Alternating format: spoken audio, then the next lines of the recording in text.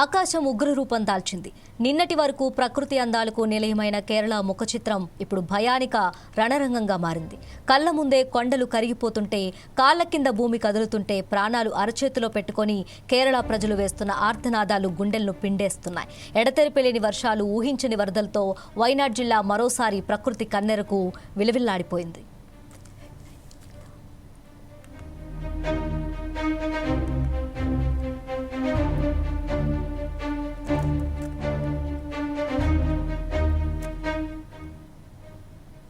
ముప్పాడి సమీపంలోని కల్లాడి వద్ద తెల్లవారుజామున ఒక్కసారిగా ఊహించని విపత్తు విరుచుకుపడింది.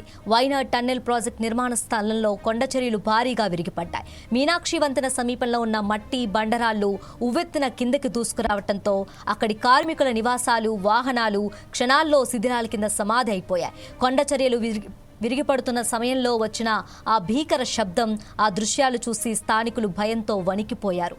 ఏం జరుగుతుందో తెలిసేలోపే సర్వస్వం కొట్టుకుపోయిందంటూ ప్రత్యక్ష సాక్షులు కన్నీరు మున్నీరవుతున్నారు.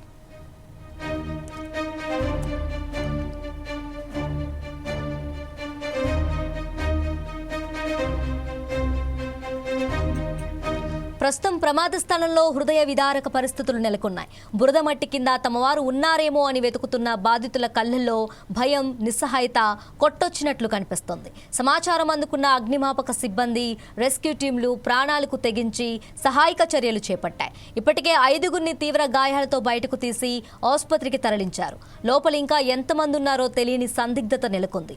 పరిస్థితి తీవ్రతను గమనించిన ప్రభుత్వం మీనంగాడి, కోచిగోడ్ ప్రాంతాల నుంచి ఎన్డీఆర్ఎఫ్ బృందాలను రంగంలోకి దించింది. వారు బురదను తొలగిస్తూ ప్రాణాల కోసం అన్వేషిస్తున్నారు.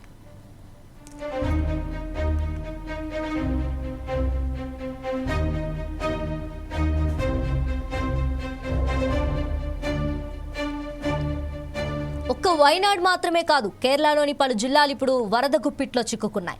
నదులు ఉప్పొంగి ప్రవహిస్తూ ఉండటంతో లోతట్టు ప్రాంతాలు జలమలమయ్యాయి. ఇళ్లకు ఇళ్ల నీటి మునిగిపోవడంతో వృద్ధులు, పిల్లలు, మహిళలు సురక్షిత ప్రాంతాల కోసం హాహాకారాలు చేస్తున్నారు.